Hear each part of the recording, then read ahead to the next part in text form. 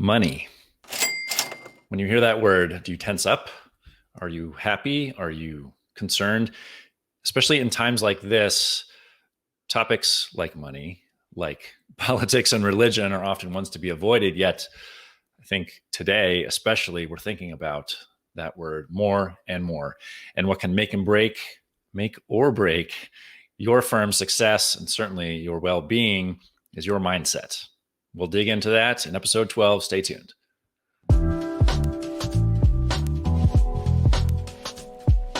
Giving architects and landscape architects the tools and strategies to be seen, heard, and valued in the marketplace, and telling the stories of leaders building thriving design firms and attracting their ideal clients.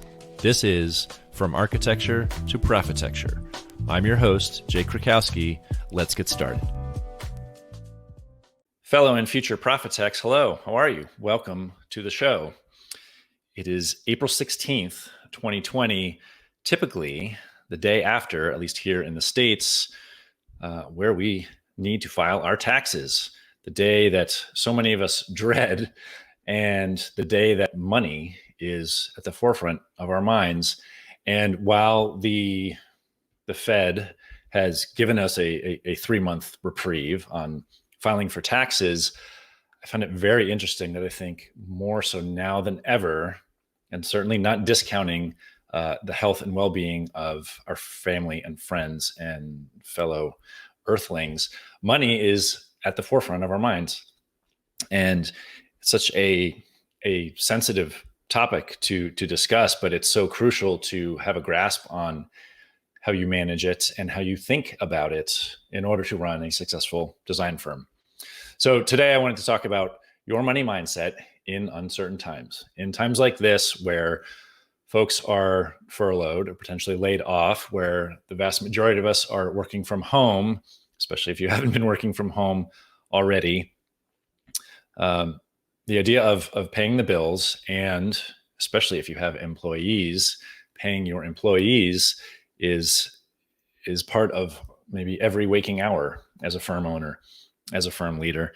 And the first question I want to touch on that some of you may be thinking is, well, to sell or not to sell.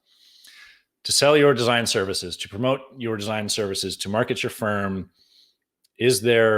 should I pull back at all, or should I be going full force? Is it inappropriate to talk about paying for design services, about fees? Is it selfish? Is architecture a luxury? Is paying to have your landscape professionally designed just unnecessary? We can get by other means. Well, I have to ask you, why would there be a right and wrong to selling at a time like this, as opposed to 6 months ago when things were pretty sunny and the economy humming along for the better part of a decade? Why the change? Is it purely fear-based? I would say that it is. And the idea of right and wrong in terms of selling, especially selling design services, it's truly an opinion. Really, the question, and it was asked by James Wedmore, who's an online entrepreneur that I follow, is the first question you should ask is it in my best interest? Certainly, is it in my business's interest? Of course it is, but is it in my best interest to sell design services right now? And the first part of answering that question is, it's very black and white. Am I in good health?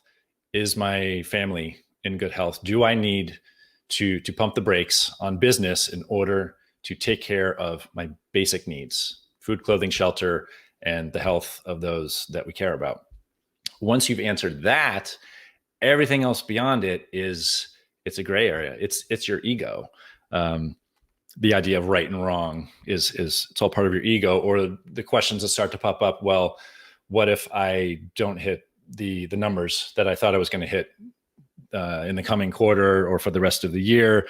What if I lose clients? What if a project goes on hold halfway through and I've promised employees certain things? What if I have to lay off staff? What if I have to close my doors? Any questions that come up after kind of the black and white needs of being a human being, and with regards to selling your design services, it's all up here. And that's why talking about your money mindset is so important here. And then it also it brings up the bigger notion of your mindset leaning towards scarcity versus leaning towards abundance. And how much do you let the current state of the market, of the economy, dictate that? Or how much are you working on your inner game, on your personal development, on your thoughts, so that you can keep an even keel even as things go up and down? If you've been leading a design firm for any length of time, I've been through, in my professional career, I came in on the heels of the downturn in the late 90s. And while I was lucky to come out at the tail end of that, being a leader in a design firm, you need to have plans, and you need to have the mindset to weather the storm, so to speak.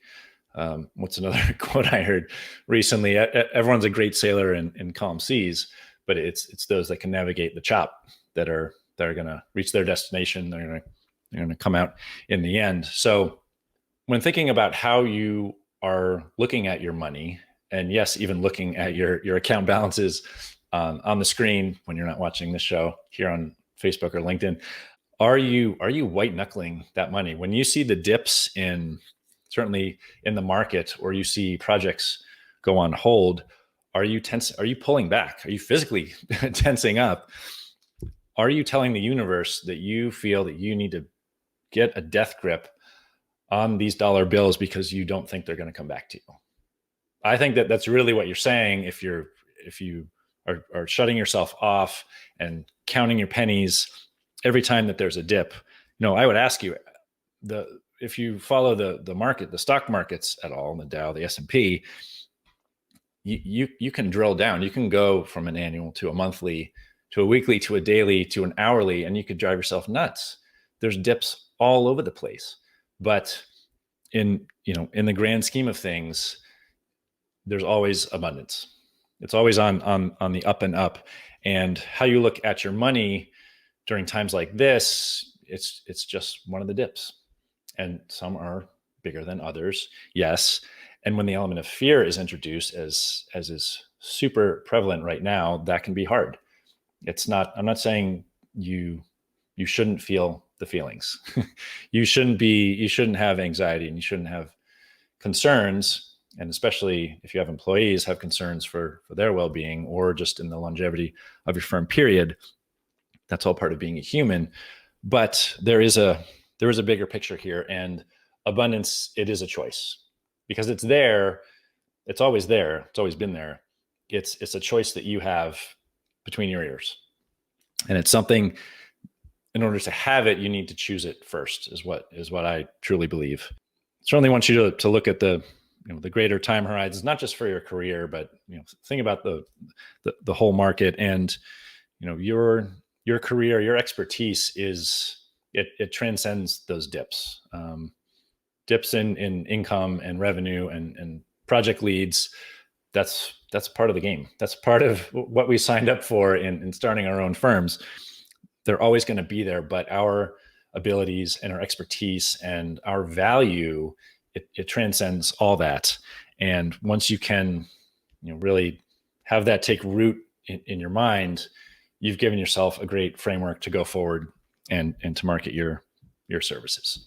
3 strategies that I want to talk to you about today in addressing your money mindset and kind of moving into what's now for many of you month 2 or month 3 of quarantine, of shutdown, of whatever you want to call it, but certainly a change in the way that we have been doing business for the last several years. And the first would be to take a step back, review, and revise. Now, what am I talking about? Mainly, I'm talking about expenses. I'm talking about being super pragmatic. Yeah, we can get it. We can talk about the woo-woo stuff, the heady stuff there. But as firm owners, we're always going to be pragmatic to some levels, and some more than others. Take the time when you can to go through what you're spending your money on. What services have you been investing in? What outside media or social media management or marketing have you been investing in? Have you been tracking those returns? And is that something that you can continue to do? I would push you to look at it from a hard and fast numbers perspective, an ROI perspective, rather than the fear-based decision of, well, I'm not sure what's going to happen 2 months from now, so we better just cut it off. We better just shut that down so we can save our pennies here. And my view on that is that if you're not continuing to put the face of your firm out there, to put your face out there, once things start to pick up, and they always do, it's going to be harder to rise above the noise. It's going to be harder to get that attention and hence get those client leads. Another area of revision that you might be considering are your fees, are your actual services themselves, and the dollar value that you've attached to them. And some of you might be asking the question, should I reduce my fees just to get clients in the door? I couldn't say no more strongly. Again, that's a fear-based decision. Thinking that people won't buy because they are trying to conserve their funds, it's making the decision for them. It's saying that you are less valuable because people have now a few more stressors going on in their lives. And if you lower your fees now, once things pick back up again, you will have lost money in the long term. I want to go through to the next one, which is invest and innovate. What can you invest in now? And yes, I mean spend money. What can you spend money on now that will increase your efficiency as a firm? Is that equipment? Is that a new printer, a different printer? Is that software? Is that computers? Things that will allow you to do your job, yes, more quickly, but more quickly, not just in the sense of hours it takes to draft a sheet, but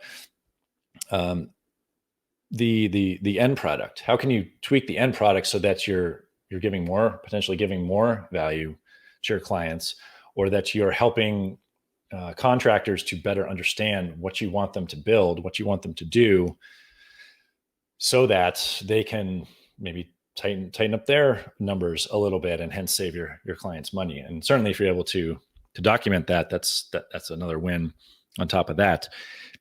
Is there someone that you can bring on, even if it's a virtual assistant or a part-time person, an admin, to take on the smaller projects that you've been putting off, whether that's setting up your contracts so that they match all the graphic design of the rest of your documents, whether that's finally documenting and coming up with templates for your CAD standards so that you're not doing the scramble of pulling symbols or title blocks or what have you, however you structure your documents. Can you bring someone in to organize those so that in potentially a time of fewer projects and potentially a time of smaller budgets, you can be hyper efficient or more efficient than you have been previously? Is there any new software you can bring in to streamline those services, whether that's contract management or that's social media marketing? If you don't have a dedicated person or a social media manager, there are ways to automate your social media presence. And I think I've talked about it in previous episodes, and we'll probably talk about it in the future, about the pros and cons of using automation or third-party software. But for the time being, can it save you time and save your sanity a bit, as we're all juggling a few more things? I've said in the past few episodes, I've got a 2 and a 4-year-old now home full time, and it's juggling. Son number 1 was knocking on the door about 60 seconds before air here. Are there things that you can implement that you've been putting off, or that can save you time, save you headaches, so that you can continue to serve your clients, continue to to build your firm, even through the times like this. And then in terms of innovating, are there any little additional bonuses, Easter eggs, call them, that you can provide your clients at this time? Yes, so that they know you're there and you're an option for referrals, but the idea of surprise and delight, giving them a little something extra in times like this it's amplified. That's something that the folks will remember. The folks will refer you based solely on that, not just the providing of design services, the provision of documents and specs and all that. Whether that's a small gift, whether that's an extra couple Zoom calls or phone calls, whether that's just checking in on them to see if they're okay, to see if their families are okay, goes so much further in the long term. So that's something that you might think about innovating.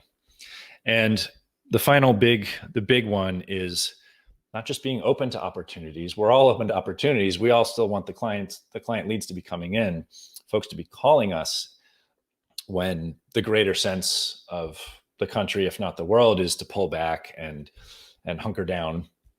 But being actively open to opportunity. Now, what do I mean by that? As I mentioned in the beginning, it's that internal perception of abundance that we will go on after this. The economy will rebound.